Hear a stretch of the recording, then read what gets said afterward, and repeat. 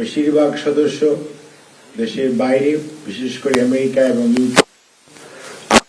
দেশের মধ্য থেকেও যারা দায়িত্ব পালন করেছেন তাদের মধ্যে অনেকে এই মুহূর্তে উপস্থিত নেই। আমাদের দলের পক্ষ থেকে, অর্থাৎ জাতীয়তাবাদী দলের পক্ষ থেকে সংগ্রামী মহাসচিব জনাব মির্জা ফখরুল ইসলাম আলমগীর উনি আমাদের দলের বক্তব্য উপস্থাপন করবেন এবং আমাদের দলের সিনিয়র যুগ্ম মহাসচিব জনাব রুহুল কবির রিজভী আহমেদ উনি আমাদের কর্মসূচি ঘোষণা করবেন। দলের স্থায়ী কমিটির অন্যতম সদস্য জনাব মির্জা আব্বাস, সাবেক মন্ত্রী জনাব বাবু দয়াশ্বর চন্দ্র রায়, সাবেক মন্ত্রী জনাব নজরুল ইসলাম খান আপনাদের সামনে উপস্থিত আছেন। এর বাইরে চিকিৎসকদের মধ্যে যার অধীন ম্যাডাম সবসময় ভর্তি থেকেছেন প্রফেসর ডক্টর শাহাবুদ্দিন তালুকদার, উনি কার্ডিওলজি সিনিয়র কনসালটেন্ট। ওনার পাশেই বসা আছেন professor doctor FM Fakhruddin Mohammad Siddiqui, উনি ম্যাডামের মেডিকেল টিমের প্রধান চিকিৎসক হিসাবে দায়িত্ব পালন করেছেন। এর পাশে বসা রয়েছে ডাক্তার মোহাম্মদ জাফর ইকবাল, উনি একজন ইন্টেন্সিভিস্ট অর্থাৎ আইসিইউর সিনিয়র কনসালটেন্ট। এবং ডান দিকে যারা বসা আছেন তার মধ্যে প্রফেসর ডক্টর লুৎফুল আজিজ, উনি অ্যানেস্থেশিয়া এবং আইসিইউর সিনিয়র কনসালটেন্ট। তারপরে বসা আছেন ডক্টর আব্দুল্লাহ আল মামুন, উনি একজন কার্ডিওলজিস্ট এবং ম্যাডামের ব্যক্তিগত চিকিৎসক।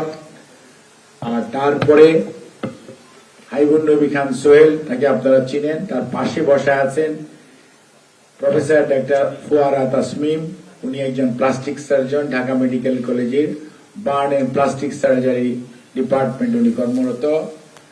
ডক্টর আমাদের মেডিকেল ডাইরেক্টর এই এভার কেয়ার হসপিটাল, যে হসপিটাল বিগত প্রায় 5.5 বৎসর দেশনেত্রী বেগম খালেদা জিয়ার চিকিৎসার ব্যাপারে ওনাদের দায়িত্ব যথাযথভাবে পালন করেছেন এবং ওনাদের সহযোগিতা আমরা পেয়েছি। ডক্টর আরিফ মাহমুদ, উনি হচ্ছে মেডিকেল ডাইরেক্টর।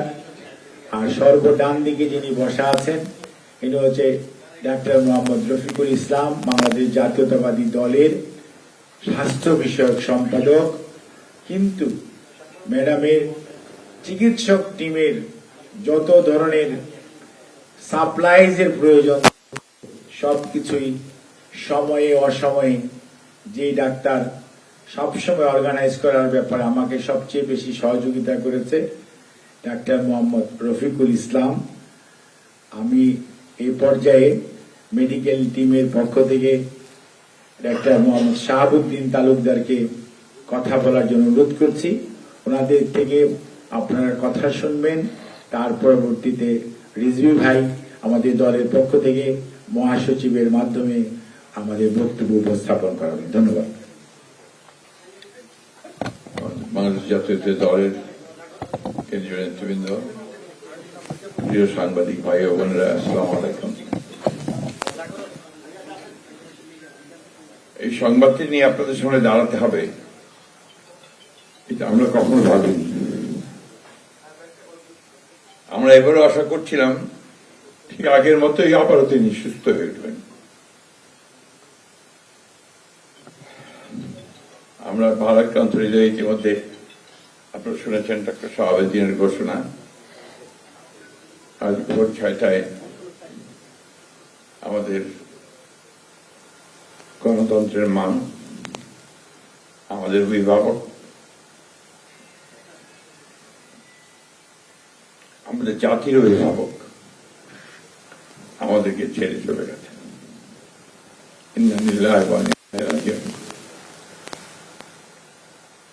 এই শোক, এই ক্ষতি, এটা অস্বাভাবিক, অপূরণীয়। এই জাতি কোনদিন পূরণ করতে পারবে না। যে নেত্রী তার সারাটা জীবন জনগণের অধিকারের জন্য, তার সমগ্র জীবনকে উৎসর্গ করেছিলেন, সেই নেত্রী দেশনেত্রী বেগম খালেদা জিয়া আমাদের মাঝে নেই, এটা আমরা যারা তার সহকর্মী এবং রাজনৈতিক কর্মী আমরা এটা ভাবতে পারি না। বাংলাদেশে রাজনীতি একটা বিশাল শূন্যতা সৃষ্টি হল।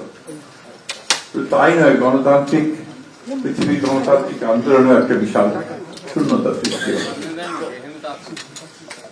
আমরা দলের পক্ষ থেকে আমাদের ভারপ্রাপ্ত চেয়ারম্যানের অনুমতিক্রমে আমরা দলের কিছু কর্মসূচি নিয়েছি। সেই কর্মসূচিগুলো আমাদের দলের সিনিয়র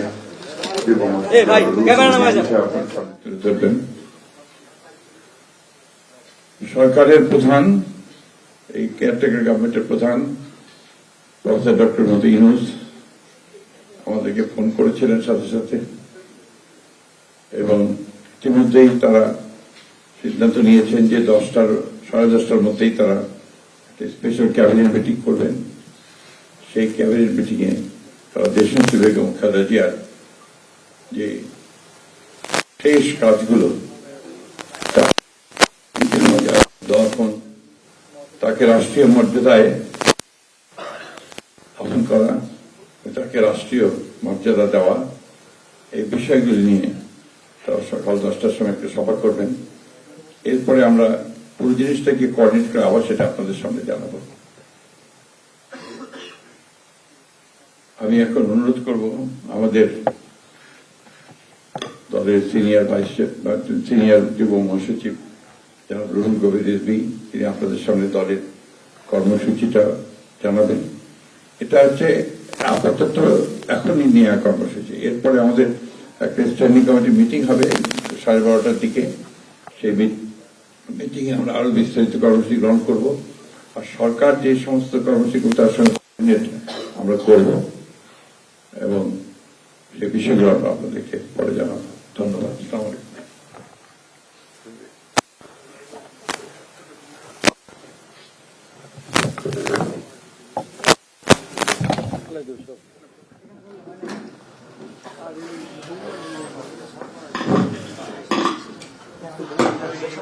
সম্মানিত মহাসচিব, দেশনেত্রী বেগম খালেদা জিয়ার চিকিৎসকবৃন্দ, জাতীয় স্থায়ী কমিটির সদস্যবৃন্দ, বিএনপির অন্য নেতৃবৃন্দ, মহাসচিব মহোদয় বলেছেন, আমি আর কিছু বলতে চাই না, শুধু এইটুকু বলব যে সংকটে শোকে মাথার উপর যেমন মায়ের একটা ছায়া থাকে, আজকে জাতি যেন সে ছায়া থেকে বঞ্চিত হলো। আমরাও হলাম। অসুস্থ ছিলেন হাসপাতালে, কখনো বাসায়, কিন্তু বাইরে কাজ করতে আমাদের মনে হতো যে না, মা তো আছেন, উনি তো দেখবেন সবকিছু। সেই প্রেরণাই যেন আমরা এত শক্তি পেতাম যে এটা এর ভাষা আমি পাচ্ছি না কিভাবে আপনাদের সামনে বলবো। এক সময় সেই ছাত্র জীবনে এখানে ডাক্তার শাহাবুদ্দিন ভাই আছেন, তাদের হাত ধরে ছাত্র রাজনীতিতে এসেছিলাম। এরপরে একটা দীর্ঘ জীবন যার নেতৃত্বের ছায়ায় বেড়ে ওঠা, তিনি এত তাড়াতাড়ি চলে যাবেন, বড় বেদনার। এই শোক এবং এই সংকট কাটিয়ে ওঠা খুব মুশকিল, এই ক্ষতি কাটিয়ে ওঠা জাতির জন্য খুব মুশকিল। এত নিপীড়ন সহ্য করে, এত চোখের সামনে সন্তানের লাশ দেখে শুধুমাত্র দেশ এবং মানুষ এবং গণতন্ত্রের জন্য কি অটুট বড়বল দিয়ে তিনি টিকে থেকেছেন দলীয় কার্যালয়ের মধ্যে বিভিন্নভাবে। তারপরেও কখনো তার চোখে মুখে কোথাও তিনি দুর্বলতা বা আহ করেছেন, করেছেন, এটা আমরা পাইনি। আজ তিনি পৃথিবী থেকে চলে গেলেন। আমরা তার আত্মার মাগফিরাত কামনা করছি। সারা দেশ এবং সারা বিশ্ব এই নিপীড়িত মজলুম নেত্রী তার জন্য গভীর শোক জানাচ্ছে। উপস্থিত সাংবাদিক বৃন্দ, গণতন্ত্রের মা, বারবার হারানো গণতন্ত্র পুনরুদ্ধারে অবিসংবাদিত নেত্রী, মানুষের নাগরিক স্বাধীনতা, বাক ব্যক্তি স্বাধীনতা রক্ষার আপসহীন এক কিংবদন্তি তুল্য নেত্রী দেশনেত্রী বেগম খালেদা জিয়া আজ সকাল 6টায় রাজধানীর এভারকেয়ার হাসপাতালে ইন্তেকাল করেছেন। চিকিৎসকবৃন্দ যেটা ঘোষণা করেছেন 6টায়। ইন্না লিল্লাহি ওয়া ইন্না ইলাইহি রাজিউন। বাংলাদেশ জাতীয়তাবাদী দল বিএনপি এই হৃদয় বিদারক এবং মর্মস্পর্শী মৃত্যুতে গভীর শোক ও দুঃখ প্রকাশ করছে। দেশের জনগণের, দলের সর্বস্তরের নেতাকর্মী, বিভিন্ন রাজনৈতিক দল, পেশাজীবী সংগঠন সকলকে দেশনেত্রীর জন্য আল্লাহ রাব্বুল আলামিনের কাছে তার রুহের মাগফিরাত কামনার জন্য অনুরোধ করছি। আজকে এই তাৎক্ষণিক যে সাংবাদিক সম্মেলন থেকে এখানে তাৎক্ষণিকভাবে যে কর্মসূচিটি প্রণয়ন করা হয়েছে তা আমি আপনাদের সামনে এখন উপস্থাপন করছি। কর্মসূচি: দেশনেত্রী বেগম খালেদা জিয়া আমাদের মাঝে নাই, এই পৃথিবী থেকে তিনি চলে গেছেন। তার মৃত্যুতে 7 দিন ব্যাপী বাংলাদেশ জাতীয়তাবাদী দল বিএনপি শোক পালন করবে। 7 দিন ব্যাপী বাংলাদেশ জাতীয়তাবাদী দল শোক পালন করবে। কেন্দ্রীয় কার্যালয় সহ দেশের সকল কার্যালয়, সকল দলীয় কার্যালয়ে 7 দিন ব্যাপী কালো পতাকা উত্তোলন করা হবে। 7 দিন ব্যাপী কালো পতাকা উত্তোলন করা হবে। দলের সকল স্তরের নেতাকর্মীরা এই 7 দিন ব্যাপী কালো ব্যাজ ধারণ করবেন। 7 দিন ব্যাপী কালো ব্যাজ ধারণ করবেন। প্রতিটি দলীয় কার্যালয় দেশনেত্রীর জন্য 7 দিন ব্যাপী কোরআন খতম ও দোয়া অনুষ্ঠিত হবে। কোরআন খতম ও দোয়া মাহফিল অনুষ্ঠিত হবে। কেন্দ্রীয়ভাবে গুলশান কার্যালয় ও নয়াপল্টনস্থ কেন্দ্রীয় কার্যালয়, কেন্দ্রীয়ভাবে গুলশানস্থ চেয়ারপারসনের কার্যালয় ও নয়াপল্টনস্থ কেন্দ্রীয় কার্যালয়ে এবং জেলা পর্যায়ের দলীয় কার্যালয়ে শোক বহি খোলা হবে। যারা গণ্যমান্য ব্যক্তি আছেন সেই শহরের এবং আরো যারা মনে করেন বিভিন্ন রাজনৈতিক দলের নেতৃবৃন্দ, সেই শোক বহিতে তারা মন্তব্য করবেন এবং স্বাক্ষর করবেন। মরহুমা দেশনেত্রী বেগম খালেদা জিয়ার নামাজে জানাজা ও দাফন পরবর্তীতে জানানো হবে। মরহুমা দেশনেত্রী বেগম খালেদা জিয়ার নামাজে জানাজা ও দাফন পরবর্তীতে জানানো হবে। এই ছিল কর্মসূচি। ধন্যবাদ আপনাদের সবাইকে। এভারকেয়ার হাসপাতালে এতক্ষণ আমরা ব্রিফিং এ যুক্ত ছিলাম। সেখানে দলীয় কর্মসূচি ঘোষণা করা হয়েছে বিএনপির কেন্দ্রীয় নেতাদের পক্ষ থেকে। আমরা এই মুহূর্তে আমাদের সাথে আলোচনায় আছেন আমাদের ইন্ডিপেন্ডেন্ট টেলিভিশনের প্রধান বার্তা সম্পাদক আকমল মোস্তফা। আকমল মোস্তফা, এই বেগম জিয়ার মতো একজন হিমালয় সম ব্যক্তিত্ব আমাদের রাজনীতিতে বাংলাদেশের, তিনি আজকে চলে গেলেন, নিঃসন্দেহে একটি শোকাবহ দিন। আপনি তো অনেকদিন বিএনপির কর্মকাণ্ডের সাথে জড়িত আছেন, আপনি বিএনপির বিট করছেন একজন সাংবাদিক হিসাবে। আপনার কাছে এই শূন্যতাটা আসলে কিরকম মনে হয়? দেখুন, এটা বিএনপির জন্য না, এটা বাংলাদেশের রাজনীতির জন্য একটা বড় শূন্যতা। কারণ বাংলাদেশের রাজনীতিতে দীর্ঘদিন ধরে খালেদা জিয়ার যে অবদান এবং বাংলাদেশের গণতান্ত্রিক রাজনীতির যে একটা প্রাতিষ্ঠানিক ভিত্তি তৈরি হয়েছে, সেখানে কিন্তু খালেদা জিয়ার একটা খুব বড় একটা ভূমিকা আছে। বাংলাদেশের যে সংসদীয় গণতন্ত্র আমরা এখন দেখতে পাচ্ছি, সেটাও কিন্তু বেগম খালেদা জিয়ার হাত ধরেই 1991 সালে শুরু হয়েছে। এবং এখন সম্প্রতি যে বিষয়টা খুব বেশি আলোচিত হয়েছিল, যে তত্ত্বাবধায়ক সরকার, যে ইস্যুতে দেশে ব্যাপক আন্দোলন সংগ্রাম হয়েছে, একটা যুদ্ধাবস্থার মতো তৈরি হয়ে গিয়েছিল এবং দেখেন যে অবস্থার কারণে রাজনীতি বহুত পিছিয়ে গেছে, সেই যে তত্ত্বাবধায়ক সরকার ব্যবস্থা, যেটা এখন সম্প্রতি ইনক্লুড হতে যাচ্ছে, হাইকোর্টের অর্ডারে অলরেডি ইনক্লুড হয়ে গেছে, হ্যাঁ, সেই বিষয়টাও কিন্তু দেখেন খালেদা জিয়ার হাত ধরেই হয়েছে। এটা হচ্ছে 1996 সালের ঘটনা। তখন একটা নির্বাচন হয়েছিল বিএনপির দলীয় গভর্নমেন্টের অধীনে। সেই নির্বাচনের আগে কিন্তু আওয়ামী লীগ এবং জামাত যুগপৎ আন্দোলন করেছিল তত্ত্বাবধায়ক সরকারের দাবিতে। তখন তাদের দাবি ছিল যে দলীয় সরকারের অধীনে নির্বাচন হলে সেই নির্বাচন সুষ্ঠু এবং নিরপেক্ষ হবে না। সেই দাবির প্রেক্ষিতে তখন একটা সাংবিধানিক শূন্যতা হয়ে যাবে এবং ওই টাইম ফ্রেমে এটা যেহেতু তখন সংসদ ভেঙে দিয়েছিলেন তৎকালীন বিএনপি সরকার, 4 দলীয় জোট সরকার, সেই পরিস্থিতিতে খালেদা জিয়া কিন্তু আশ্বাস দিলেন যে হ্যাঁ, আমরা একটা স্বল্পকালীন সময়ের জন্য একটা নির্বাচন করে সংবিধানে তত্ত্বাবধায়ক সরকার ব্যবস্থা ইনক্লুড করে আবার ক্ষমতা ছেড়ে নতুনভাবে ওই তত্ত্বাবধায়ক সরকারের অধীনে নির্বাচন দেব। এবং খালেদা জিয়া কিন্তু তার কথা রেখেছিলেন, মাত্র অল্প কিছু 3 মাসের জন্য একটা গভর্নমেন্ট ফর্ম করে ওই নির্বাচনে অন্য দল অংশ নেয় নাই, যেহেতু বিএনপি সংখ্যাগরিষ্ঠ আসনে জয়লাভ করে ওই নির্বাচনে মাত্র সংসদে অধিবেশন বসে তত্ত্বাবধায়ক সরকার ব্যবস্থা সংবিধানে অন্তর্ভুক্ত করে এরপরে ক্ষমতা ছেড়ে দেন। এরপরে কিন্তু আবার দেখেন তত্ত্বাবধায়ক সরকারের অধীনে সুষ্ঠু নিরপেক্ষ নির্বাচন হয়, যে নির্বাচনে কিন্তু তখন আওয়ামী লীগ জয়লাভ করেছিল। তো খালেদা জিয়ার চরিত্রে কয়েকটা বড় বৈশিষ্ট্য, একটা বলতেছিলাম যে কিছুক্ষণ আগে, যে আপসহীন নেতৃত্ব, সেটা হচ্ছে 80-র দশকের সেই নেতৃত্বে, মানে তার যে আপসহীন নেতৃত্ব, সেটা আমরা আলোচনা করছিলাম। সেটা হচ্ছে যে তখন কিন্তু বিএনপি আওয়ামী লীগ যুগপৎ আন্দোলন করছিল এরশাদের বিরুদ্ধে। সেই আন্দোলনে কিন্তু আওয়ামী লীগ ঘোষণা দিয়েছিল যে নির্বাচন করে যাবে তারা জাতীয় অনড় ছিলেন। খালেদা জিয়া অনড় ছিলেন। খালেদা জিয়া তার কথা রেখেছেন, নির্বাচনে যাননি এবং শেষ পর্যন্ত কিন্তু এরশাদ পতনের একদফা আন্দোলনকে তিনি চূড়ান্ত সাফল্যের পর্যায়ে নিয়ে যান এবং তার ফলাফল কিন্তু তিনি পেয়েছেন। দেখেন 91 নির্বাচনে কিন্তু দেশের ম্যাক্সিমাম জনগণ কিন্তু তখন ক্যালকুলেশনটা একটু অন্যরকম ভেবেছিলেন যে কে জিতবে। এখানে কিন্তু তাৎক্ষণিক আমরা তখন অনেক ছোট, কিন্তু তাৎক্ষণিক আলোচনা, রেডিও টিভির যে আলোচনা, সব কিছু মিলে তখন কিন্তু একটা ধারণা করা হচ্ছিল যে আওয়ামী লীগ জিতে যাবে, কিন্তু ফলাফলটা উল্টো হলো, বিএনপি জিতে গেল এবং অনেক আসনে, এবং বিএনপি সরকার গঠন করলো। এটা আমি মনে করি এটা খালেদা জিয়ার যে এরশাদ বিরোধী আন্দোলনে ওনার প্রতি মানুষের, জনগণের যে আস্থা এবং যে অবিচল নেতৃত্ব এবং ওনার যে চরিত্রের দৃঢ়তা এবং কথা দিয়ে কথা রাখা, এই বিষয়টা ওনাকে আসলে আপনি বলতে পারেন যে বাংলাদেশের রাজনীতি বা বিশ্বের রাজনীতির ইতিহাসে ওনাকে একটা কিংবদন্তির জায়গায় কিন্তু নিয়ে গেছে।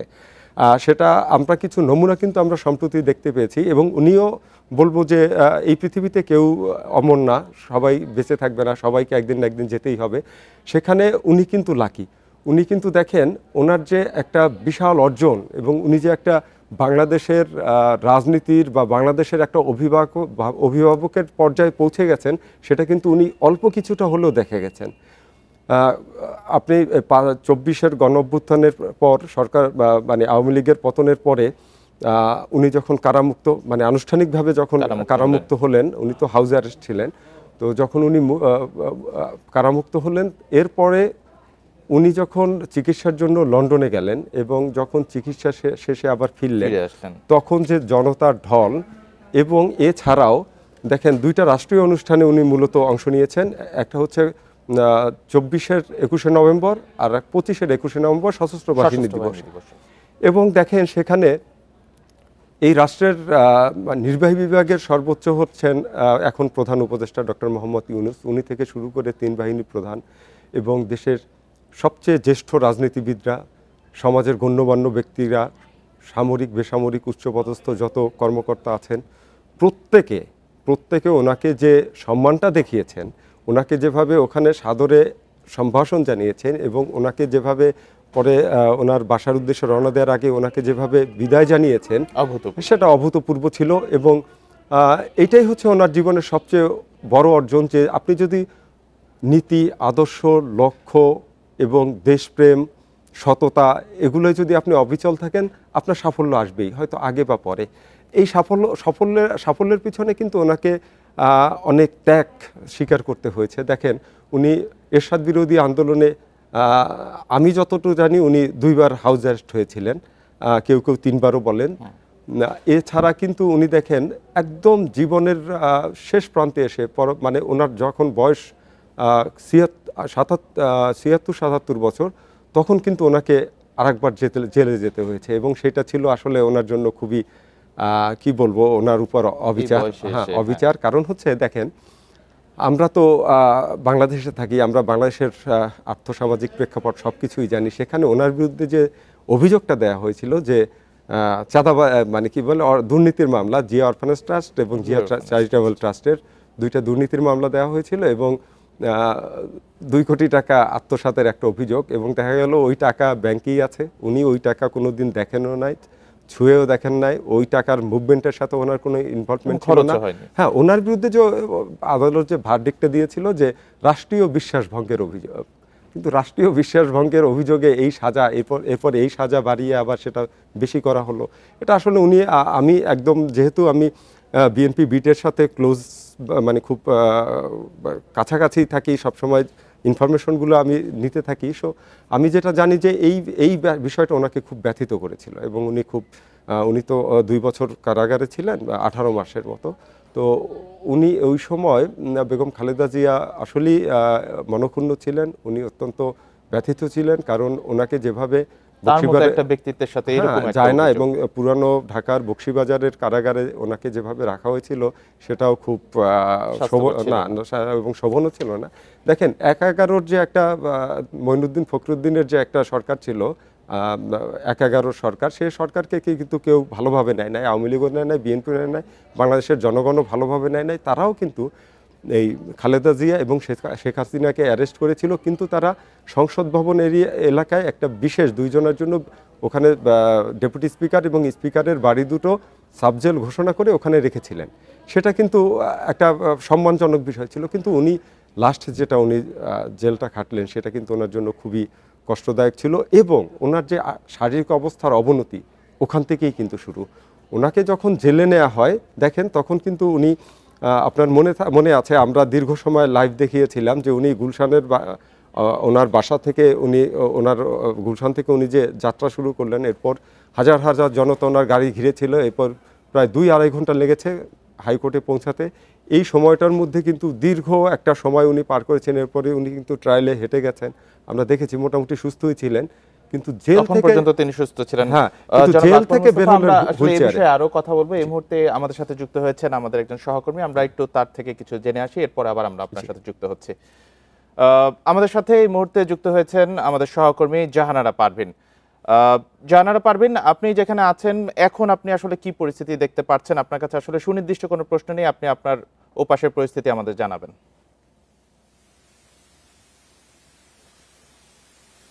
এবার কেয়ার হাসপাতালে চিকিৎসকরা কথা বলতেছেন, দলের নেতারা কথা বলেছেন। খালেদা জিয়ার জন্য যে মেডিকেল বোর্ড গঠিত হয়েছিল, সেই মেডিকেল বোর্ডের যে প্রধান ডক্টর শাহাবুদ্দিন তালুকদার, তিনি কথা বলেছেন। খুব ভারাক্রান্ত মনে তিনি জানিয়েছেন যে বেগম খালেদা জিয়া মারা গেছেন। শাহাবুদ্দিন তালুকদার ছাড়াও বিএনপি স্থায়ী কমিটি আর বিএনপি মহাসচিব কথা বলেছেন। তিনি আকমল ভাই, আসলে আপনি হচ্ছে কি প্রত্যেকে খুব বিমর্ষ, এবং স্থায়ী কমিটির বেশ কয়েকজন সদস্য এখানে ব্রিফিংয়ে ছিলেন। নজরুল ইসলাম খান ছিলেন, রুহুল কবির রিজভী, কয়েশ্বর চন্দ্র রায়। বিএনপি মহাসচিব অত্যন্ত ভারাক্রান্ত মনে এই দলের প্রধানের মৃত্যুর অনুভূতি জানিয়েছেন। তিনি বলেছেন যে শোকাহত জাতি এবং এই শূন্যতা পূরণ হবার নয়। আসলে একটা খুব শূন্য মন, ভারাক্রান্ত মনে তারা কথা বলেছেন। রুহুল কবির রিজভী দলের 7 দিনের কর্মসূচি ঘোষণা করেছেন। তিনি বলেছেন জাতি অভিভাবক হারিয়েছে, তিনি বেঁচে ছিলেন, মাথার উপর ছায়ার মতো ছিলেন দেশের এবং দলের। সেই ছায়াটা সরে গেল এবং এই শূন্যতা পূরণ হবার নয়। যেহেতু মহাসচিব বলেছেন, রুহুল কবির রিজভী তিনি 7 দিনের দলের কর্মসূচি ঘোষণা করেছেন। 7 দিন শোক পালন করা হবে, দলের যে দলীয় পতাকা অর্ধনমিতে রাখা হবে, দলের নেতাকর্মীরা কালো ব্যাজ ধারণ করবেন, কোরআন পাঠ করা হবে। এরকম আসলে আজকের এই যে কিছুক্ষণ আগে এখানে সবাই এসছেন, দলের নেতাকর্মীরা এসছেন, এবং আমি যাদের সাথে কথা বলেছি, মানে এমন বিমর্ষ একটা সকাল। খালেদা জিয়ার মৃত্যুতে শুধু দল না, পুরো দেশ শোকাহত। তাদের যে অনুভূতিগুলি আমরা শুনলাম, আসলে অনুভূতি বলার কিছু নেই। প্রত্যেকের মন ভারাক্রান্ত, শোকাহত, এবং দলের প্রধানের এই মৃত্যু, খালেদা জিয়া শুধু একটি দলের প্রধান বা সাবেক প্রধানমন্ত্রী এভাবে দেখা যাবে না। খালেদা জিয়া বাংলাদেশের এই মুহূর্তে বিএনপির সবচেয়ে একটা অভিভাবক।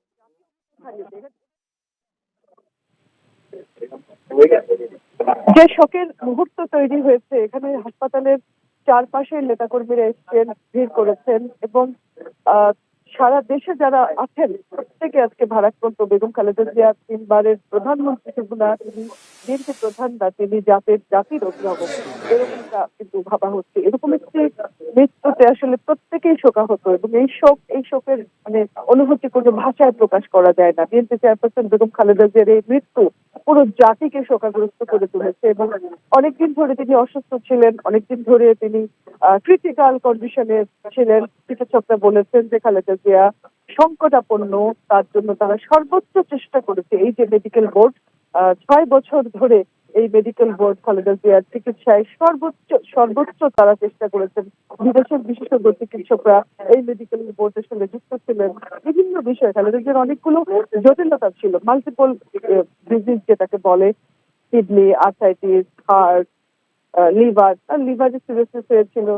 সবকিছু মিলিয়ে যে এই যে অনেকগুলো সংকট, তার স্বাস্থ্য সংকট, 80 বছর বয়সী বিএনপি প্রধান আজ চলে গেলেন এবং একটি গৌরবময় রাজনৈতিক অধ্যায়ের কিন্তু আজ শেষ হয়েছে।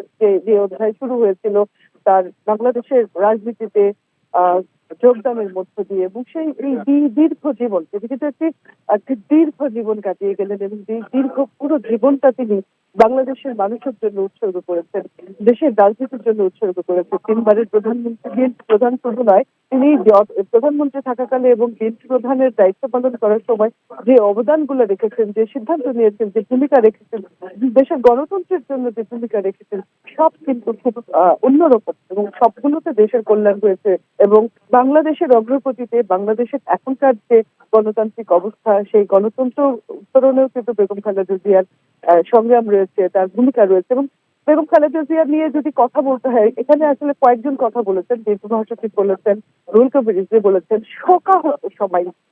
এই শোকের কোনো অনুবাদ হয় না। আজকে যে বিমর্ষ মুখগুলো আমি দেখতে পাচ্ছি এভার কেয়ার হাসপাতালে, আমরা অনেকদিন এসেছি এখানে, অনেক সংবাদ ব্রিফিং হয়েছে, খালেদা জিয়ার স্বাস্থ্য নিয়ে তারা কথা বলেছেন, খালেদা জিয়ার বিভিন্ন রাজনৈতিক বিষয় নিয়ে তারা কথা বলেছে। কিন্তু আজকে যে দৃশ্যের অবতারণ হয়েছে এখানে, যে চেহারা আমি যেমন দেখেছি বিএনপি মহাসচিবকে বহু বছর ধরে দেখছি, তার আজকের এই যে বেদনা ভরা মুখ, এই বেদনা জনাব পারভীন, আপনি তথ্য সংগ্রহ করতে থাকুন। নিঃসন্দেহে সেখানে একটা শোকাবহ পরিস্থিতি সৃষ্টি হয়েছে, আমরা সবাই সেটা দেখতে পাচ্ছি। আপনার কাছে আমরা আবারও ফিরে আসব। আমরা আবারও আলোচনায় ফিরতে চাই। আমাদের সাথে স্টুডিওতে আছেন ইন্ডিপেন্ডেন্ট টেলিভিশনের প্রধান বার্তা সম্পাদক মোস্তফা আকমল। মোস্তফা আকমল, বেগম জিয়া বাংলাদেশের প্রথম নারী প্রধানমন্ত্রী এবং 3 বারের প্রধানমন্ত্রীও বটে। তিনি 1991 সাল থেকে 2008 সাল পর্যন্ত যতগুলো সংসদীয় আসনে নির্বাচন করেছেন, একটিতেও হারেননি। আপনার মূল্যায়ন কি? হ্যাঁ, দেখুন, উনি এ পর্যন্ত 91, 96, 97 এই 3টা নির্বাচনে 5টি করে আসনে উনি নির্বাচন করেছেন, 15টি আসনে, একবারও হারেননি। 2001, 96, হ্যাঁ, 2001-এ। এরপরে হচ্ছে 2008-এ 3টি আসনে উনি প্রতিদ্বন্দ্বিতা করেন এবং 3টি জিতেছেন। এটা 11-11 বিশেষ একটা পরিস্থিতির মধ্যে মঈনুদ্দিন ফখরুদ্দিনের সেই 11-11 প্রেক্ষাপটে, 111-এর প্রেক্ষাপটে এই নির্বাচনটা হয়েছিল, যে নির্বাচনে বিএনপির কিন্তু ভরাডুবি হয়েছিল। বিএনপি মাত্র 29টি আসন পেয়েছিল। এর মধ্যেও কিন্তু খালেদা জিয়া 3টি আসনে প্রতিদ্বন্দ্বিতা করে 3টি আসনেই জয়লাভ করেছেন। তো ওনার জীবনে আসলে বলা যায় উনি রাজনীতির মাঠে উনি নট আউট, উনি কখনো রাজনীতির মাঠে এই পর্যন্ত হারেননি। এই রেকর্ডটা কিন্তু বিরল। তো সেটা এমনও বলা হয়েছিল তখন তাকে বিদেশে যাওয়ার জন্য বলা হচ্ছিল, কিন্তু তিনি বলেছেন দেশের বাইরে আমার কোনো। সেটা হচ্ছে আমি তখন মাঠের রিপোর্টার, আমার স্পষ্ট মনে আছে যে একটা সিদ্ধান্ত হলো আর ওই সরকারের আমলে যে -2 ফর্মুলা নিয়ে ব্যাপক আলোচনা হলো যে শেখ হাসিনা এবং খালেদা জিয়াকে মাইনাস করে রাজনীতির একটা নতুন বন্দোবস্ত তৈরি হবে, নতুন একটা রাজনীতির ধারা তৈরি হবে, এরকম একটা নীল নকশা তৈরি করে তখন এটা রাজনীতিতে ছড়িয়ে দেওয়া হলো এবং শেখ হাসিনা চিকিৎসার জন্য লন্ডনে চলে গেলেন। একটা পর্যায়ে খালেদা জিয়াকে বলা হলো যে আপনিও দেশের বাইরে চলে যান। এবং আমার মনে আছে ওই দিন রাতের 1:30টা পর্যন্ত আমি ঢাকা বিমানবন্দরে আমি ছিলাম। তখন আমরা সবাই জানি যে খালেদা জিয়া বিদেশে চলে যাবেন, আমরা ওখানে অপেক্ষা করছি। তো রাত 1:30টার দিকে আমি নজরুল ইসলাম খানকে ফোন দিলাম যে ম্যাডাম কি চলে যাচ্ছেন? তো উনি ফোন ধরে আমাকে বললেন যে না আকমল, ম্যাডাম যাবেন না। তো সব বন্দোবস্ত কিন্তু তখন হয়ে গেছিল, উনি যাবেন না।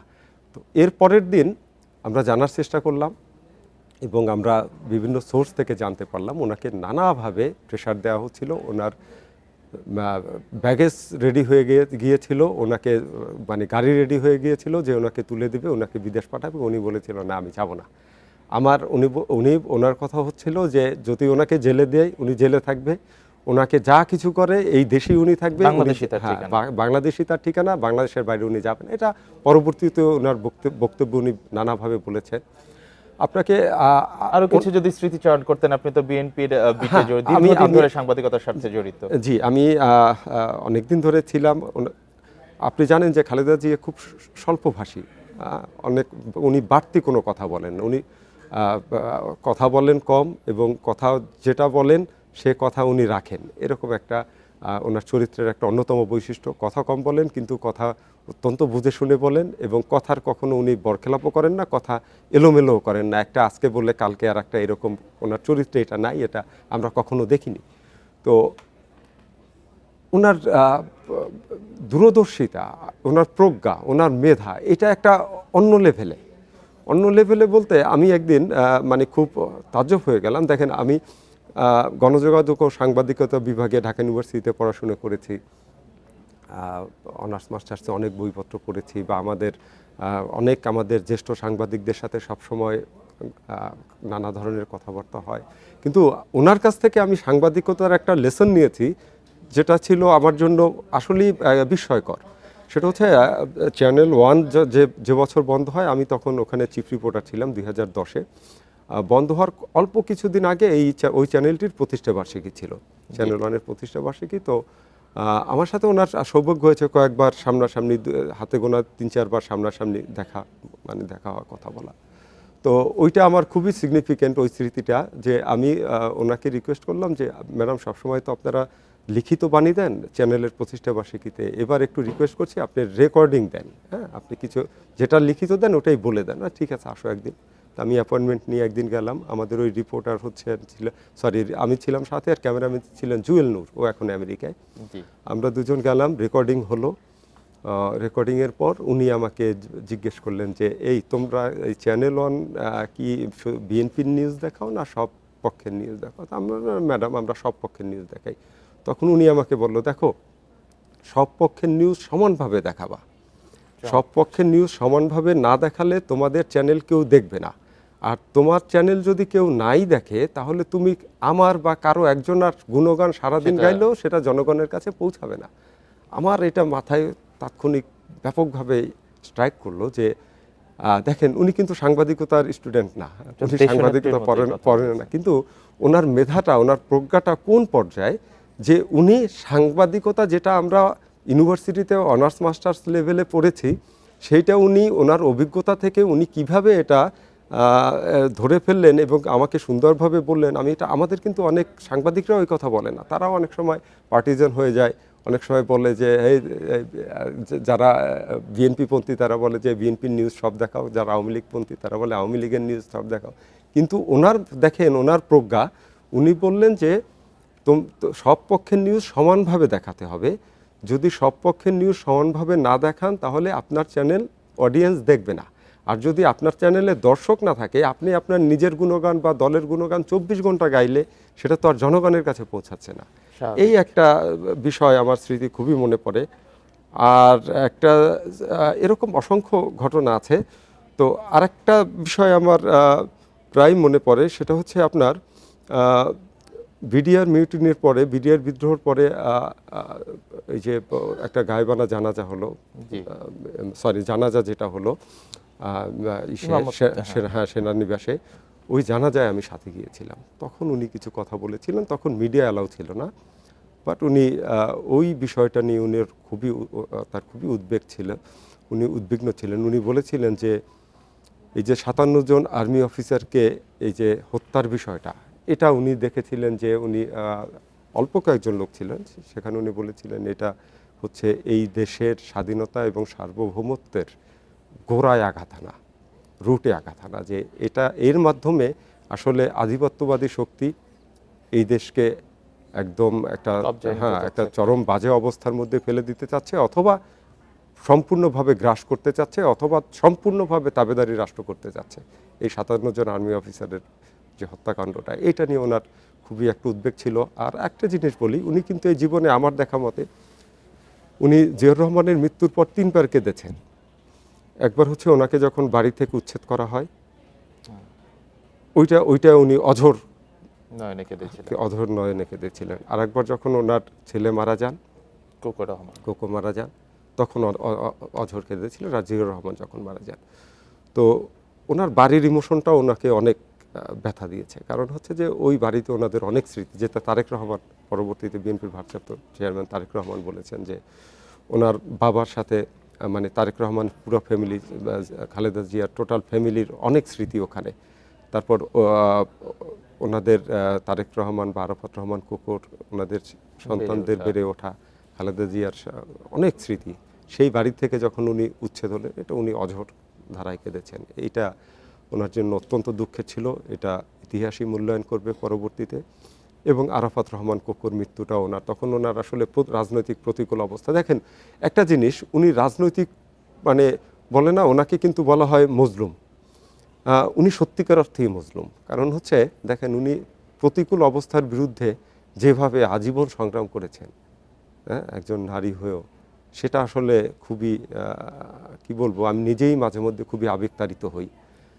ধরেন খুব অল্প বয়সে ওনার হাজব্যান্ড মারা গেছেন, এরপর আর ওনাদের তো শান শওকত ছিল না, আপনি তো জানেন জিয়াউর রহমান ওনাদের জন্য তেমন কিছুই রেখে দিয়ে গেছেন, খুব মিতব্যয়ী একটি জীবন যাপন করতেন এবং ওনারা খুবই সাদাসিধা জীবনযাপন করতেন। তো ওই অবস্থা থেকে ওনার এই দুই সন্তান সহ ওনার স্ট্রাগলিং এর লাইফটা শুরু এবং হলো। ঠিক সেই মুহূর্তে বেগম খালেদা জিয়ার ঠিক সেই রকম রাজনৈতিক প্রজ্ঞাও না ছিল না না, ঠিক সেই সময়ে। একদমই গৃহবধূ ছিলেন উনি।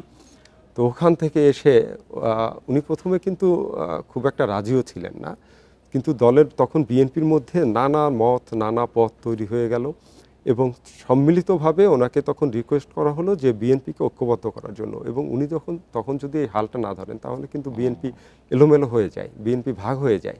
তো এই বিএনপি ভাগ ঠেকাতে এবং ঐক্যবদ্ধ রাখতেই উনি কিন্তু এই তখন নেতৃত্বটা নেন, এবং নেতৃত্বটা নিয়ে উনি দলকে যেভাবে ঐক্যবদ্ধ করলেন, সেটা কিন্তু ইতিহাসের পাতায় খুবই স্বর্ণাক্ষরে লেখা থাকবে। কারণ দেখেন, বিএনপি জিয়াউর রহমানের হাতে তৈরি ৭৮ সালে, কিন্তু সেই বিএনপি কিন্তু বিকশিত হয়েছে, মজবুত ভিতের উপর দাঁড় হয়েছে, সেটা কিন্তু বেগম খালেদা জিয়ার হাত ধরেই, তার নেতৃত্বেই। এবং সেটার ফলাফল কিন্তু উনি দলকে 3বার ক্ষমতায় নিয়ে গেছেন। হ্যাঁ, তো আসলে ওনার কথা বললে মানে ওনাকে আসলে বলা হয় যে আয়রন লেডি। কারণ ওই যে বললাম যে উনি কখনো আপোষ করেন, অন্যার কাছে মাথা নত করে না। দেখেন এখন যে বর্তমানে যিনি অর্থ উপদেষ্টা আছেন ডক্টর সালেউদ্দিন আহমেদ, উনি একটা কথা শেয়ার করেছেন সাংবাদিকদের সাথে, আমি সেটা খুব সংক্ষেপে বলি। সেটা হচ্ছে, আমরা কিন্তু এই গণ অভ্যুত্থানের পরগুলো যেগুলো দেখলাম যে ব্যাংকগুলো ফাঁকা হয়ে গেছে, ব্যাংক লুট। তো এই লুটেরা কিন্তু আগে থেকেও সক্রিয় ছিল। উনি আসলে ওই যে বললাম যে আয়রন লেডি, উনি সব কিছু শক্ত হাতে হ্যান্ডেল করতেন। উনি কিন্তু ওই এক কথার লোক, এটা ওনার চরিত্রের একটা অন্যতম বৈশিষ্ট্য, এবং এই চরিত্র ওনাকে সফলতা এনে দিয়েছে, যে কম কথা বলা এবং এক কথায় থাকা, হ্যাঁ, অটল থাকা সিদ্ধান্তে। তো সেটা ছিল ডক্টর সালেউদ্দিন আহমেদ যেটা শেয়ার করেছিলেন সাংবাদিকদের সাথে, সেটা হচ্ছে যে, আমি আর ব্যাংকের নাম বললাম না, তখন একটা রুগ্ন ব্যাংক ছিল বিএনপির ওই আমলে, এবং ওই ব্যাংকটা দেউলিয়া হয়ে গেল, এবং ওই ব্যাংকের পক্ষ থেকে নানাভাবে তদবির করা হলো প্রধানমন্ত্রী অফিসে যে ওই ব্যাংকে কিছু টাকা দেওয়া হোক, কারণ ব্যাংকটা রুগ্ন হয়ে গেছে, ব্যাংকটা দাঁড়াতে হবে। তখন কিন্তু সালেউদ্দিন আহমেদ এই ফাইলটা বারবার ফেরত দিচ্ছিলেন, উনি অ্যাকসেপ্ট করছিলেন না। তো সালেউদ্দিন আহমেদকে একবার ডাকলেন, উনি ডেকে বললেন যে, সালেউদ্দিন সাহেব, উনি তখন বাংলাদেশ ব্যাংকের গভর্নর ছিলেন, যে আপনি এই ব্যাংকটা তো রুগ্ন হয়ে গেছে, এই ব্যাংকটা তো ওরা কিছু প্রণোদনা চাচ্ছে, কিছু টাকা পয়সা দিলে ব্যাংকটা আবার দাঁড়াবে, এটা বলতেছে। তখন বললো যে, ম্যাডাম, এটা কোনো থিওরি না, এই যদি আপনি টাকা দেন, যারা এই টাকা সরিয়েছে তারা আবার টাকা দিলে আবারও তারা এই কাজই করবে, এই ব্যাংক আর দাঁড়াবে না। তো সালেউদ্দিন আহমেদ একটু শেখেছিলেন, উনি আমার স্পষ্ট মনে আছে, উনি বলেছিলেন যে প্রয়োজনে উনি তখন ওনার সিদ্ধান্তের বিরুদ্ধে গেলে, গভর্নরের সিদ্ধান্তের বিরুদ্ধে গেলে উনি পদত্যাগ করার জন্য রেডি ছিলেন। উনি একটু শেখেছিলেন যে আজকে আমি সত্য কথা বলবো, ম্যাডাম যদি আমার সাথে একমত না হয় আমি রিজাইন করবো, এরকম একটা অবস্থা ছিল। তো সেই মুহূর্তে ম্যাডাম বললেন যে, ও তাই নাকি, তাহলে আপনি কি মনে করেন? বললেন, ম্যাডাম, এইভাবে ঠিক হবে না, এইভাবে তাইলে একটা ধারা তৈরি হবে, এরকম ব্যাংক থেকে টাকা সরানোর একটা ধারা তৈরি হয়ে যাবে, এটা করা ঠিক হবে না। উনি তখন সালেউদ্দিন আহমেদকে বললেন, আপনি যেটা বলেছেন যদি এইটাই সঠিক মনে হচ্ছে এবং আপনি আপনার রুলস এবং নিয়ম অনুযায়ী আপনি করেন, আপনাকে স্বাধীনতা দেওয়া হলো। তো তিনি আর কোনো চাপ প্রয়োগ না, করেন তিনি আর কোনো চাপ প্রয়োগ করেন নাই এবং সালাউদ্দিন আহমেদ তার মতো সিদ্ধান্ত নেন। এরকম অসংখ্য আছে।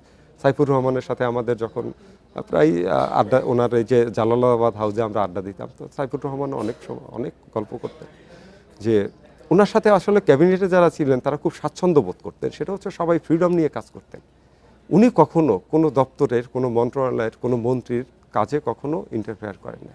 এবং এইটা ছিল ওনার একটা অন্যতম, যে যার দপ্তরের যে কাজ তাকে স্বাধীনভাবে সেটা করতে দিতেন। এবং কোথাও কোনো ব্যত্যয় দেখলে তখন উনি সেটাকে অ্যাড্রেস করতেন ঠিকই, কিন্তু অ্যাকর্ডিংলি, যেভাবে মানে প্রপার চ্যানেলে যেভাবে হওয়া উচিত সেইটা ছিল। যে কারণে দেখেন ওনার নেতাকর্মী, ওনার ক্যাবিনেটের প্রত্যেকটা সদস্য ওনার প্রতি সবসময় সম্মান করতো ওনাকে। ওনার দলের লোকজন ওনাকে কখনো ওনার বিরুদ্ধে কখনো বলে নাই, বা প্রকৃত গণতান্ত্রিক পরিবেশ সবসময় বজায় রাখতেন। এটা একটা ওনার ইচ্ছে। যারা মোস্তফা কামাল, একটা জিনিস যে আসলে রাজনীতিতে বিভিন্ন মতভেদ থাকে এবং একজন আরেকজনের প্রতি বিভিন্ন বিদ্বেষও হয়তো থাকে, কিন্তু দেখেন বেগম খালেদা জিয়ার এই পর্যায়ে সম্ভবত এমন কেউই নেই যে তিনি তার থেকে সম্মান পাননি। এই পর্যায়ে এসেও, একদম শেষকালে এসেও, যখন প্রতিটা রাজনৈতিক দল এই মুহূর্তে যারা বিদ্যমান আছেন প্রত্যেকে কিন্তু যতই মতবিরোধ থাক, বিএনপির প্রতি থাক, কিন্তু খালেদা জিয়ার প্রতি একটা অসম্ভব রকমের শ্রদ্ধা প্রদর্শন করেছেন। সেটা দেখেন, এইটা আমি বলবো যে ওনার সারা জীবনের যে ত্যাগ এবং জীবন ছায়ান্নে এসে উনি যে জেল খাটলেন, হ্যাঁ, একটা কি বলবো যে একটা ভিত্তিহীন একটা অভিযোগে শুধুই রাজনীতির প্রতিহিংসার শিকার হয়ে সেই ত্যাগের একটা মূল্য কিন্তু উনি পেয়েছেন। সেটা হচ্ছে উনি রাজনীতিতে, একটু আগে যেটা বললাম, রাজনীতির মাঠে উনি নট আউট, এবং বাংলাদেশের কেন বিশ্বের রাজনীতিতে উনি একটা আইকন, উনি কিংবদন্তি হয়ে থাকবেন। আমি আজকে হয়তো ক্ষুদ্র মানুষ বলছি, কিন্তু দেখবেন যে ভবিষ্যতে ওনার দেশ বিদেশের নামি দামি বিশ্ববিদ্যালয়ে ওনার জীবনী নিয়ে হয়তো পড়াশোনা হবে, ওনার উপরে থিসিস হবে, অনেক কিছু হবে। কারণ হচ্ছে উনি যে দৃষ্টান্ত স্থাপন করে দিয়ে গেছেন, দেখেন, শুধু নিজের সিদ্ধান্তে অটল থাকা, নীতি আদর্শে অটল থাকা, অন্যের কুৎসা না গাওয়া, নিজের কাজটা করে যাওয়া, অন্যের স্বাধীনতায় বিশ্বাস করা, অন্যের স্বাধীনতায় হস্তক্ষেপ না করা, গণতন্ত্র সংবিধানকে সমুন্নত রাখা, এরকম যতগুলো পয়েন্টে উনি অনড় ছিলেন, উনি রুলসটা মেনটেন করেছেন। এই অনড় থাকা এবং নিয়ম নীতির মধ্যে থাকা, এটাকেই কিন্তু ওনাকে আজকের এই খালেদা জিয়ার এই বর্তমান অবস্থানে পৌঁছে দিয়েছে। দেখেন, উনি এই জীবনের শেষ বেলায়, উনি গণঅভ্যুত্থানের পরে উনি যখন আক্ষরিক অর্থে মুক্ত হলেন, তখন দেখেন এই দেশের সমস্ত রাজনীতিবিদ, সমস্ত জনতা, হ্যাঁ, ওনার কিন্তু আমি জেনে শুনেই বলছি যে মাঝখানে একটু অভিমান তৈরি হয়েছিল যে উনি যখন জেলে, বা ওনাকে যখন এরকম একটা অন্যায়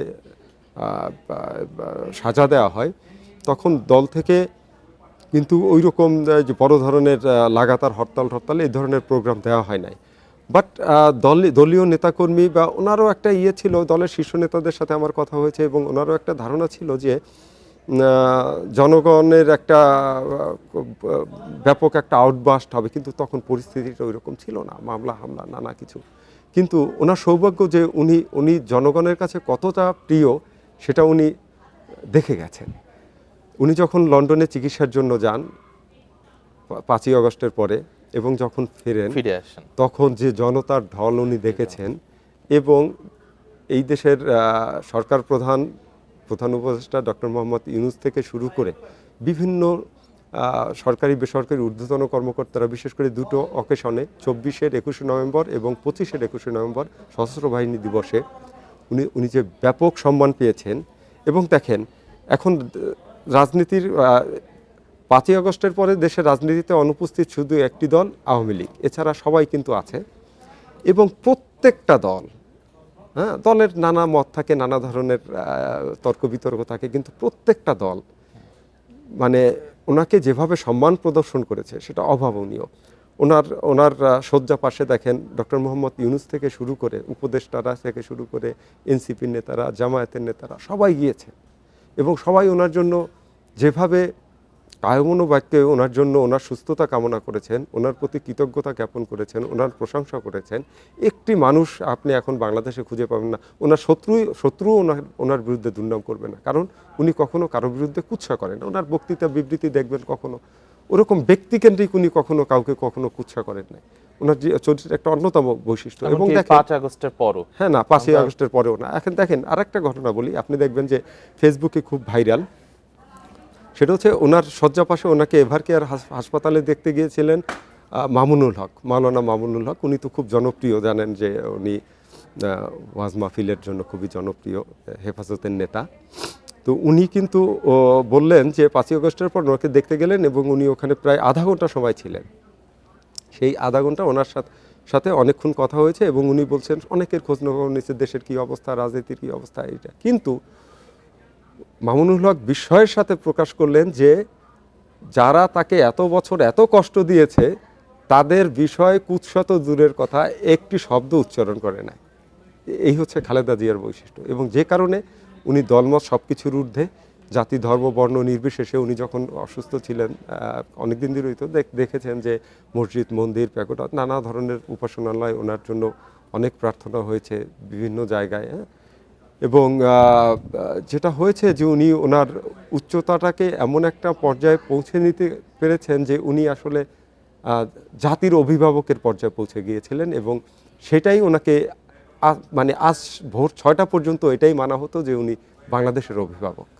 জি, জনাব মোস্তফা কামাল, আমরা এই পর্যায়ে একটা প্রতিবেদন দেখে আবার আমরা ফিরে আসছি আলোচনায়। 3বারের প্রধানমন্ত্রী বেগম খালেদা জিয়ার শৈশব কৈশোর শিক্ষা জীবন কেটেছে দিনাজপুরে। প্রথম সন্তান তারেক রহমানের জন্মও সেখানেই। শৈশব থেকেই খালেদা জিয়া মেধাবী এবং নিরহংকার। স্মৃতিচারণে এমনটি জানিয়েছেন স্বজন ও প্রতিবেশীরা। ইস্কান্দর মজুমদার ও তৈয়বা মজুমদারের ঘরে ১৯৪৫ সালে জন্ম নেন খালেদা খানম পুতুল। বাবার গ্রামের বাড়ি ফেনীতে হলেও শৈশব কৈশোর কাটে দিনাজপুরে। মিশন স্কুলে হাতে খড়ির পরে পড়াশোনা করেন সরকারি বালিকা বিদ্যালয়ে। স্বজনেরা জানান সাংস্কৃতিক কর্মকাণ্ডেও যুক্ত ছিলেন তিনি। দিনাজপুর সেন্ট জোসেফ স্কুলে লেখাপড়া করেছেন, তারপর দিনাজপুর গার্লস স্কুলে। এবং সে খুবই চঞ্চল প্রকৃতি ছিলেন এবং মেধাবী ছাত্রী ছিলেন। এবং তার প্রথম থেকেই মানুষের প্রতি তার সিনেমা ভালোবাসা ছিল। মাঝে মাঝে তিনি প্রোগ্রাম করতেন, যে তিনি ভালো নাচতেন। ১৯৬০ সালে সেনাবাহিনীর ক্যাপ্টেন জিয়াউর রহমানের সঙ্গে বিয়ে হয় খালেদা খানমের। তৎকালীন পাহাড়পুরস্থ অমিয় ভিলায় বসবাস করেন তারা। ১৯৬৫ সালে দিনাজপুরে নানাবাড়িতে জন্ম হয় এই দম্পতির প্রথম সন্তান তারেক রহমানের। দিনাজপুরের গর্বিত কন্যা। যে কোনোভাবেই হোক আমি খুব কিশোর অবস্থা থেকেই আমি পরিবারের সাথে জড়িত, খুব নিবিড়ভাবে জড়িত। পরিবারের প্রতিফলন তাদের সন্তানদের উপরে পড়ে।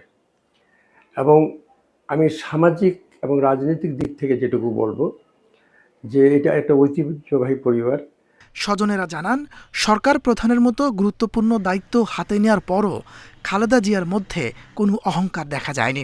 মিশেছেন আত্মীয় ও পরিচিত জনদের সঙ্গে, পাশে দাঁড়িয়েছেন দেশ ও মানুষের প্রয়োজনে। এই বাসায় সে ছোট থেকে আসেনি, বিয়ের পরে আসছে এবং সবসময় থাকছে। এবং এই যে প্রধানমন্ত্রী হওয়ার পরেও এসেছে। তার বাবা ইস্কান্দার মজুমদার সাহেব মারা যাওয়ার পরে এসেছিলেন, তখন তিনি ছিলেন বিরোধী। জিয়া রহমান মারা যাওয়ার পরে বিরোধী দলের নেত্রী হিসেবে প্রথম পদার্পণ করছেন। তার ছেলে তারেক রহমান সহ এসেছিলেন এখানে। রাজনৈতিক জীবনের সব আলোচনার বাইরেও ব্যক্তি খালেদা জিয়াকে মনে রাখবে দেশের মানুষ, বললেন স্বজনেরা। Independent news. এ পর্যায়ে আমরা আবার একটু আলোচনায় ফিরে দিতে চাই। আমাদের সাথে আছেন ইন্ডিপেন্ডেন্ট টেলিভিশনের প্রধান বার্তা সম্পাদক মুস্তফা আকমল। মুস্তফা আকমল, এতক্ষণ তো আমরা আলোচনা করছিলাম আসলে বেগম জিয়ার একজন রাজনীতিবিদ হিসেবে আপনি মূল্যায়ন করছিলেন। তো আপনি তো কাজের সাথে আসলে ব্যক্তিগতভাবেও তার সাথে বেশ কিছু সময় আপনার কেটেছে বা আপনি সুযোগ পেয়েছেন তার সান্নিধ্যে যাওয়ার। তো ব্যক্তি হিসেবে বেগম খালেদা জিয়া কেমন ছিলেন, এমন কোনো স্মৃতি কি আপনার আছে? হ্যাঁ, আমার কিছু স্মৃতি আছে। আমি বলবো আপনাকে যে ওনার যেহেতু উনি কথা একটু কম বলতেন, তো সবাই একটু ওনাকে মাঝে মধ্যে বেশি কঠোর মনে করতেন বা মনে করতেন যে হয়তো অনেকেই ভয় পেতেন, যে কারণে ওনার সারাউন্ডিংসে যারা থাকতেন তারা ওনাকে খুব সমীহ করতেন। কিন্তু উনি আসলে ওনার ব্যক্তি খালেদা জিয়া কিন্তু আবার ডিফারেন্ট ছিলেন। আমরা দেখেছি অনেক আগে আমার মনে হয় এটা খুব সম্ভব ১/১১ রাজনৈতিক প্রেক্ষাপটে 1/11-এর সময়, তখন উনি শবে বরাতের একদিনে উনি জিয়াউর রহমানের মাজারে আসলেন কবর জিয়ারত করতে। ওনার নাতিরা ছিলেন সাথে, ওনার 2 ছেলে, 2 ছেলের বউ ছিলেন সাথে, পুত্রবধূরা ছিলেন, এবং ওখানে কবর জিয়ারতের পরে ওনার নাতিদের নিয়ে উনি গেলেন, ওখানে ওনাদের ছিল। তো এছাড়া আমরা বেশ কিছু ছবি বা ঘেঁটে দেখি যে ওনার কিন্তু নাতিদের সাথে ওনার সম্পর্ক খুব ভালো ছিল, এবং আমরাও যতটা ওনাদের পরিবারের যারা খুব মানে অঙ্গাঙ্গিভাবে জড়িত, ওনার পার্সোনাল স্টাফ যারা, তাদের সাথেও যেহেতু আমরা সাংবাদিক হিসেবে সোর্স মেনটেন করতাম, তো পরিবারে উনি খুব স্নেহবৎসল ছিলেন এবং খুবই আন্তরিক ছিলেন। আমি একটা ঘটনা আপনাকে বলতে পারি, সেটা হচ্ছে 2013 সালে তৎকালীন ছাত্রদল সভাপতি আব্দুল কাদের ভূঁইয়া জুয়েল এবং সাধারণ সম্পাদক হাবিবুর রশিদ হাবিব এবং আমি আর সাংগঠনিক সম্পাদক ছাত্রদলের রাজীব হাসান, আমরা একটা কাজে ওনার বাসায় গেলাম। এটা হচ্ছিল যে আমরা সাংবাদিকরা মাঝে মধ্যে কিছু এমন হয় না যে ভিডিও তৈরির কাজ, দলীয় কাজও আমরা করে দেই মাঝে মধ্যে। তো সেই রকম একটা কাজের সুবাদে এখন যে বাসাটায় উনি ছিলেন সর্বশেষ, ফিরোজা, ওই বাসায় গেলাম সন্ধ্যার পর। শিমুল বিশ্বাস ছিলেন ওনার ব্যক্তিগত সহকারী তখন ওখানে। তো আমরা ওখানে গিয়ে বসলাম, আমাদের সাথে আমাদের আরেক সহকর্মী ছিলেন। তো যাই হোক, আমরা ওখানে একটা ল্যাপটপ নিয়ে গিয়ে বসলাম এবং একটু পরে উনি আসলেন, আমরা ওটা অন করে দেখালাম ভিডিওটা। উনি দেখলেন, দেখে বললেন ঠিক আছে, ভালো হয়েছে, ধন্যবাদ। এরপর তোমরা কেমন আছো, আমাদের সবার সাথে কথা বললো। তারপরে উনি শিমুল বিশ্বাসকে বললেন যে শিমুল, ওদের কি খাবার দাবার দিয়েছ এই সেই। তো উনি শুনলেন না, বলো কি শুনে তারপরে বললে যে তুমি তো দই মিষ্টি দাও নাই, ভোলা থেকে ভালো দই এবং মিষ্টি আসছে, এটা দাও নাই তো। তো আমি একটু অবাকই হলাম যে ভোলার থেকে কি আসে সেই খবর উনি রাখেন। তারপর আমাদের বললো যে দই মিষ্টি না খেয়ে কিন্তু তোমরা কেউ যাবা না। হ্যাঁ, এরপরে বললো আমার একটু শরীর খারাপ, আমি রেস্ট নিচ্ছি। এরপর উনি চলে গেলেন। তো উনি ওনার কাছ থেকে কেউ কখনো দুর্ব্যবহার পেয়েছেন বা ওনার ব্যবহারে আঘাত পেয়েছেন, এটা আমরা কখনো দেখিনি। কারণ ওনার সাথে যখন আমরা দিনের পর দিন বিশেষ করে নির্বাচনী জনসভাগুলো কাভার করেছি, তখন তো আমরা ধরেন একদিন দুপুরে রওনা দিতাম, দেখা যেত 3-4 দিন পরে ফিরতাম, সারাদিন সারা রাত। উনি খুবই মানে দেখা যেত যে 2-3-4 ঘন্টার সময় উনি রেস্ট নিতেন, আবার জনসভা শুরু হয়ে যেত। এই দীর্ঘ পরিশ্রমের এই যে দীর্ঘ জার্নিতে দেখা যেত যে ফেরিতে অথবা কোনো এক জায়গায় উনি হঠাৎ করে সাংবাদিকদের ডাকতেন। হ্যাঁ, ওনার প্রেস উইংয়ের বন্ধু যে ম্যাডাম ডাকছেন, আসেন আপনারা। তখন আমরা গিয়ে ওনার সাথে কুশল বিনিময় করতাম, অল্প কিছু সময় খুব আন্তরিকভাবে মিশতেন। এবং আমার অল্প কয়েকবার যতবারই আমার ওনার সাথে সামনাসামনি দেখা হওয়া বা কথা বলার সৌভাগ্য হয়েছে, আমি দেখেছি অত্যন্ত স্নেহবৎসল, বিনয়ী, নম্র, এবং কি বলবো, খুবই ঠান্ডা মাথা মানে প্রকৃতির একজন মানুষ। এবং প্রতিবারই একটা চমৎকার আসলে আপনার অনুভূতি হয়েছিল বা একটা অভিজ্ঞতা হয়েছিল আপনার। জনাব আকমল, আমরা এই মুহূর্তে একটু বগুড়া যাচ্ছি, সেখানে আমাদের প্রতিনিধি আছেন, আমরা একটু সেই জায়গার পরিস্থিতি জেনে আসি। সাবেক প্রধানমন্ত্রী বেগম খালেদা জিয়া আজ ভোর 6টায় মারা গেছেন। এ বিষয়ে আরো জানাতে বগুড়া থেকে যোগ দিয়েছেন সহকর্মী হাসিবুর রহমান। বগুড়া তো বিএনপির জন্য একটা অন্যতম গুরুত্বপূর্ণ একটা জায়গা এবং সেখানে আসলে অনেক স্মৃতি, শহীদ প্রেসিডেন্ট জিয়াউর রহমানের স্মৃতি। তো আপনি একটু জানাবেন যে আসলে বেগম খালেদা জিয়ার মৃত্যু সংবাদ পৌঁছানোর পর সেখানের পরিস্থিতি কি? প্রচন্ড শীতকে উপেক্ষা করেই সকাল থেকেই দলীয় নেতাকর্মীরা দলের যে জেলা কার্যালয় সেখানে আসতে শুরু করেছেন এবং কিছুক্ষণ আগে যিনি দলের দায়িত্বে আছেন বগুড়া জেলা শাখার রেজাউল করিম বাদশা, তিনি কিছু কথা বলেছেন, তার স্মৃতির কথা বলেছেন। বিশেষ করে রাজনৈতিক তার যে আদর্শ এবং তার যে দৃঢ়তা, অন্তত স্বৈরাচার বিরোধী আন্দোলনে সে বিষয়গুলি তিনি স্মরণ করছিলেন দলীয় নেতাকর্মীদের সাথে। তিনি সে বিষয়গুলো নিয়ে কথা বলছেন এবং আমি তো বহু বছর ধরেই বগুড়ায় কাজ করছি এবং সেই সুবাদে আমি তাকে যেভাবে দেখেছি যে অত্যন্ত নরম স্বভাবের একজন নেত্রী ছিলেন। তার পজিশন থেকে যে রকম হওয়া উচিত আমরা যে দেখেছি বা জেনেছি, ঠিক বলা যায় যে তার থেকে অনেক বেশি তিনি উদার ছিলেন বগুড়ার ব্যাপারে। বগুড়ার যে উন্নয়নের কথা যদি বলেন, বড় বড় মেডিকেল কলেজ, সড়ক, বলা যায় সেই সময় সবচেয়ে বেশি গুরুত্ব পেয়েছে বগুড়া। সে কারণে বগুড়ার মানুষের স্মৃতিতে তিনি অম্লান হয়ে রয়েছেন। আর আমি ব্যক্তিগতভাবেও তার বেশ কিছু নিউজ কাভারে বিভিন্ন সময় বিভিন্ন জায়গায় গেছি, বিশেষ করে কুড়িগ্রাম, বগুড়া, এর বাইরে অনেকগুলো জায়গায় গেছি। অত্যন্ত শ্রদ্ধাভাজন একজন ব্যক্তিত্ব ছিলেন, অন্তত রাজনৈতিক অঙ্গনে সে বিষয়ে কারো কোনো সন্দেহ নেই। এমনকি যারা তার বিরোধিতা করতেন, দলের স্বার্থে অথবা বিরোধিতার খাতিরে বিরোধিতা করতেন, তাদের মুখেও আমি শুনেছি যে অন্তত খালেদা জিয়ার যে অবস্থানটা, তার যে স্বভাব, সেটি সবাইকে আকৃষ্ট করতেন। সবাই তার নরম স্বভাব, তার দৃঢ়তার ব্যাপারে খুবই বলা যায় যে আকৃষ্ট করতেন তার সবকিছু। সব মিলিয়ে খালেদা জিয়ার কারণে বগুড়ায় যে বিএনপির ভিত্তি গড়ে উঠেছিলেন সেটি একেবারে অস্বীকার্য। সবচেয়ে বড় বিষয়, তিনি বগুড়ার মানুষকে আলাদা করে দেখতেন। বগুড়ায় বিএনপিকে তিনি অত্যন্ত গুরুত্ব দিতেন। যদিও সারা দেশেই তার বিএনপি খুব জনপ্রিয় ছিলেন, কিন্তু বগুড়ার মানুষের কাছে তিনি অত্যন্ত জনপ্রিয় ছিলেন। সত্যি কথা বলতে কি, যেদিন তিনি প্রথম হাসপাতালে গেলেন সেদিন থেকে আমি বগুড়ায় দলীয় কর্মী, এমনকি সাধারণ মানুষের মধ্যে একটা শোকের ছায়া দেখেছি। সবাই মনে মনে প্রার্থনা করছেন, যেগুলো তারা, আমি রিক্সাওয়ালাদের সাথে কথা বলতে গিয়ে শুনেছি যে তাদের মনে মনে প্রার্থনার মধ্যে ছিলেন যে তিনি যেন সুস্থ হয়ে ওঠেন, মহান আল্লাহ তাকে যেন নিরোগ করে আবার তাদের মধ্যে ফিরে নিয়ে আসেন। এই ধরনের নানা ধরনের প্রত্যাশা ছিল। অসংখ্য ধন্যবাদ। পরবর্তীতে আবারও প্রয়োজন বোধে আপনার সাথে আমরা যুক্ত হব। এ পর্যায়ে আমরা আবারও ফিরে যাচ্ছি আমাদের প্রধান বার্তা সম্পাদক মোস্তফা আকমলের কাছে। জনাব মোস্তফা আকমল, বেগম খালেদা জিয়ার যদি আমরা সাফল্যের কথা চিন্তা করি, তার অনেক সাফল্য রয়েছে, কিন্তু আপনি যদি প্রণিধানযোগ্য কিছু সাফল্যের কথা তার আমাদের সামনে তুলে ধরেন এই পর্যায়ে। আচ্ছা দেখেন, বিএনপি কিন্তু তার মূল রাজনীতির ভিত্তি হচ্ছে তাদের 19 দফা।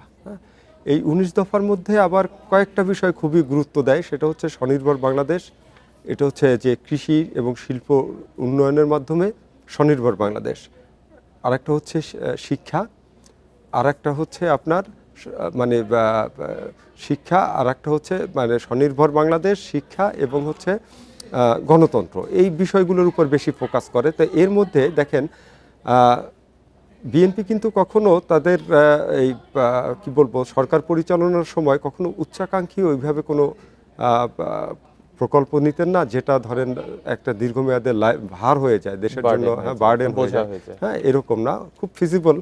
অর্থমন্ত্রী ছিলেন তখন আপনার এই যে সাইফুর রহমান, উনি অত্যন্ত মেধাবী এবং খুবই বাস্তবসম্মত লোক ছিলেন। ওনারা তো তখন বার্গেনিং করতে পারতেন। এই একটা ছিল যে খালেদা জিয়ার সাথে বার্গেনিং করা যেত। আমার মনে আছে যে 2007 সালের 5 জানুয়ারি যে নির্বাচনটা ছিল, যেটা হলো না, সেই নির্বাচনের আগে আবার একটা কথা হলো যে এই ভোটার তালিকায় ঝামেলা আছে, এটাকে আবার হালনাগাদ করতে হবে। তখন কিন্তু সাইফুর, এটা খালেদা জিয়াও বলেছিলেন, তাইলে ঠিক আছে আবার হালনাগাদ হোক। তখন কিন্তু সাইফুর রহমান বলেছিলেন, আমি সেই ব্রিফিংয়ে ছিলাম এনইসিতে, তো তখন উনি বলেছিলেন যে খালেদা জিয়ার যদি ব্যাংকে নিজের টাকা থাকে সেই টাকা দিয়ে করুক, সরকারের এত টাকা নাই। তো খালেদা জিয়ার মন্ত্রীরা খালেদা জিয়ার সম্বন্ধে এই ধরনের কথা বলতে পারতো প্রকাশ্যে। ব্রিফিংয়ে, আনুষ্ঠানিক ব্রিফিংয়ে উনি বলেছিলেন যে সরকারের এত টাকা নাই ভোটার তালিকা হালনাগাদ করতে, যদি খালেদা জিয়ার ব্যাংকে, উনি ব্যাংক বলতো ওনার ব্যাংকে যদি টাকা থাকে তাহলে উনি করতে পারে, কিন্তু সরকারের এত টাকা নাই। দেখেন, খালেদা জিয়ার কয়েকটা কাজের মধ্যে একটা কাজ খুবই সিগনিফিক্যান্ট, সেটা অনেকেই হয়তো ওইভাবে অ্যাড্রেস করে না, সেটা হচ্ছে নারী শিক্ষা। নারীদের অগ্রযাত্রায় ওনার অনেক বড় ভূমিকা আছে। এর মধ্যে নারী শিক্ষা যে অবৈতনিক এখন মেয়েরা যে সুবিধাটা পাচ্ছে, এটা কিন্তু উনি শুরু করেছিলেন। হ্যাঁ, এটা ওনার সরকারের আমলে করা, এবং এইটা কিন্তু ব্যাপক সাফল্য পেয়েছে, এবং এই মডেলটা কিন্তু পৃথিবীর অনেক দেশ এটা নিয়েছে। নারীদের প্রাথমিক শিক্ষা, হ্যাঁ প্রাথমিক শিক্ষা, মাধ্যমিক শিক্ষা থেকে এখন উচ্চশিক্ষা পর্যন্ত এটা চলে গেছে, কিন্তু এটা ওনার হাত থেকে শুরু করা।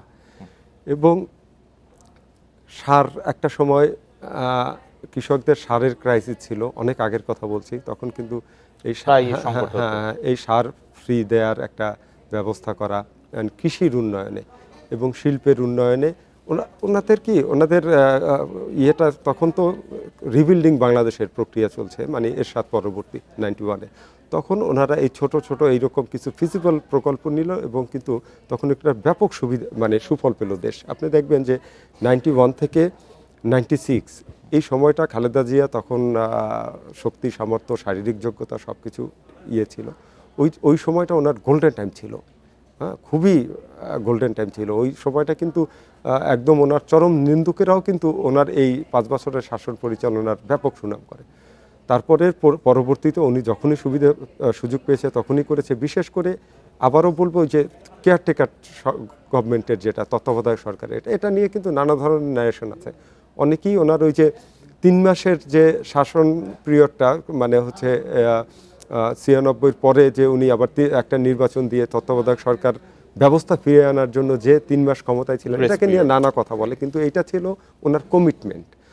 উনি কিন্তু কখনোই কোনো ধরনের সাংবিধানিক শূন্যতা তৈরি হয়, নিয়মের ব্যত্যয় হয়, এগুলো কখনোই চাননি এবং কখনোই করেননি। দেখেন 11 সময় যখন আওয়ামী লীগের ব্যাপক আন্দোলন সংগ্রামে দেশে খুবই অস্থির পরিস্থিতি, তখন ওনাকে কিন্তু অনেকেই পরামর্শ দিয়েছিলেন যে ক্ষমতায় আওয়ামী লীগ গাঢ়জোরে এইসব করতে চায়, ক্ষমতা না ছাড়লে কি হবে, আমরা ক্ষমতা ছাড়বো না, এরকম দলের অনেকেরই এই অবস্থান ছিল।